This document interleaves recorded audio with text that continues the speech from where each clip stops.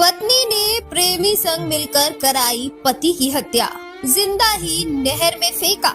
जी हाँ साहब, 7 फेरे लेकर उम्र भर साथ निभाने की कस्में खाने वाली एक पत्नी ने अपने प्रेमी के साथ मिलकर अपने ही पति की कत्ल कर दिया।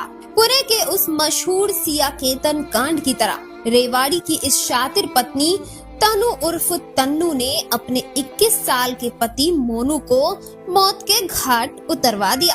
पति को जिंदा नहर में फेंकवा दिया गया ताकि पोस्टमार्टम रिपोर्ट में मौत की वजह महज डूब न आए, और खुद को बेकसूर साबित करने के लिए पति के अंतिम संस्कार में शामिल होकर घड़ियाली आंसू बहाती रही।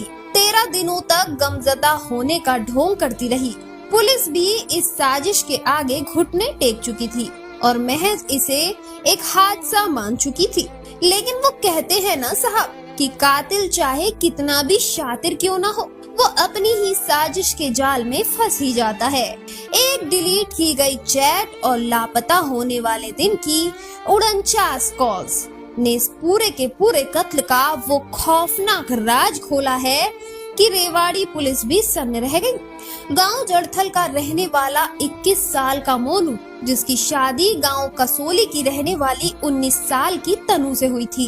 मोनू को अंदाजा भी नहीं था कि उसकी पत्नी का मुंडनवास के रहने वाले सोनू नाम के एक युवक के साथ गहरा प्रेम प्रसंग चल रहा है।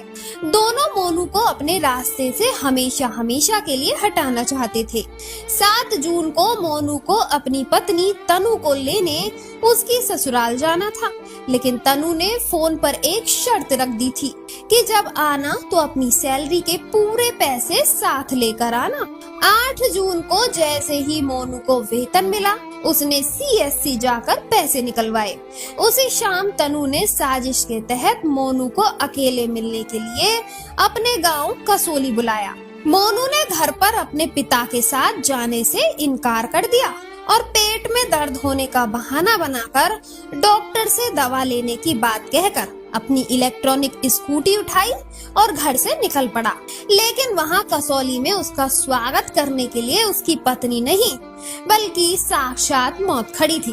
तनु के इशारे पर उसका प्रेमी सोनू अपने 2 दोस्तों हरिओम और अमन के साथ घात लगाकर बैठा हुआ था। जैसे ही मोनू वहाँ पहुँचा, प्रेमी सोनू, हरिओम और अमन ने उसे चारों तरफ से दबोच लिया। मोनू कुछ समझ पाता इससे पहले ही उन दरिंदों ने उसका मुंह और नाक इतनी बेरहमी से भींच दिया कि दम घुटने के कारण वो बेसुध होकर जमीन पर गिर पड़ा।